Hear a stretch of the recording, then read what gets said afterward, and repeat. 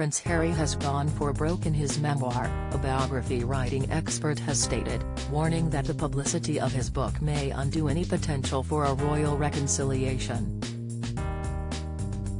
Questioning whether the Duke's new book, Spare, is the appropriate forum for airing out grievances, CEO of ghostwriting company Story Terrace, Rutger Brewing, told Express.co.uk discussed the drawbacks of Harry using this book as a forum to reveal intimate emotional details of his family life. Mr. Brewing said, "It really seems like Harry has gone for broke in terms of what Hess decided to reveal, without taking into consideration how this might impact his family.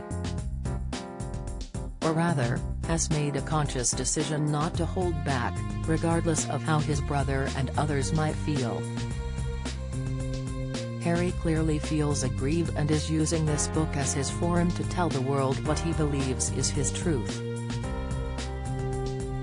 Within Spare, Harry accuses William of physically assaulting him after flying into a rage over his relationship with Meghan Markle, while Kate is frequently pitted against the Duchess, with the Duke suggesting she was intimidated at the prospect of needing to compete with her. Meanwhile, King Charles is often portrayed as emotionally distant throughout the book, calling Harry despair from the moment of his birth and seemingly unable to communicate well with his son outside of leaving him letters. Mr. Brewing added it was interesting that at the same time, Prince Harry has said he wishes to be reconciled with his brother and his father. This, he said, would appear to contradict the contents of the book, warning, "How this will play out in the long term is anyone's guess."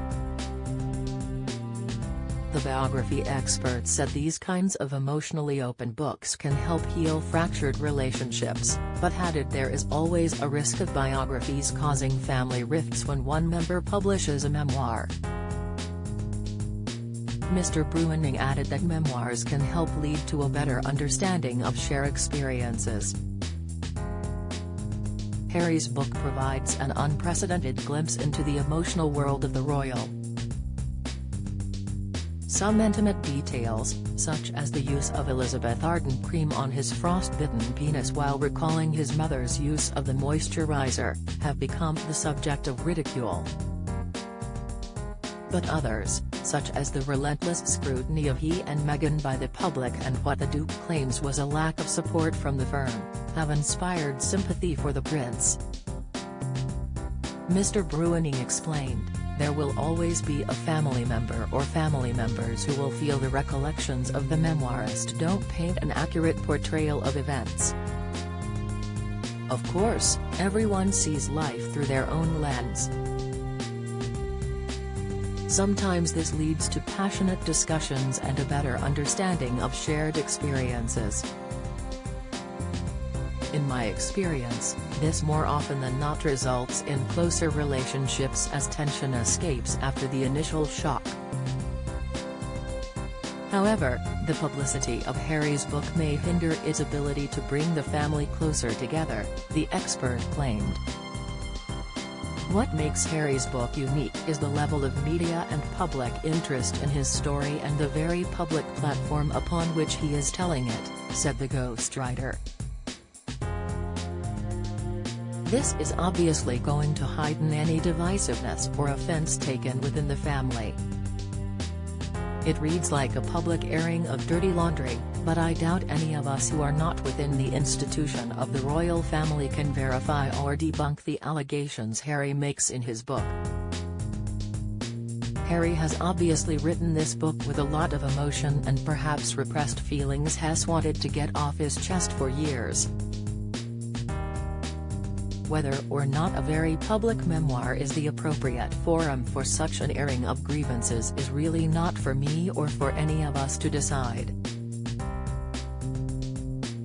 Spare has gone on to become the fastest-selling non-fiction book since records began, according to Nielsen data.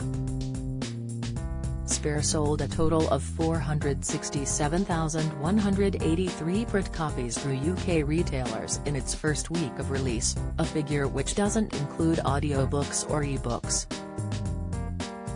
Larry Finley, managing director of Trends World, the PRH division which published the book in the UK, said Guinness World Records had confirmed that Spare was the fastest-selling non-fiction book ever on its first day of publication.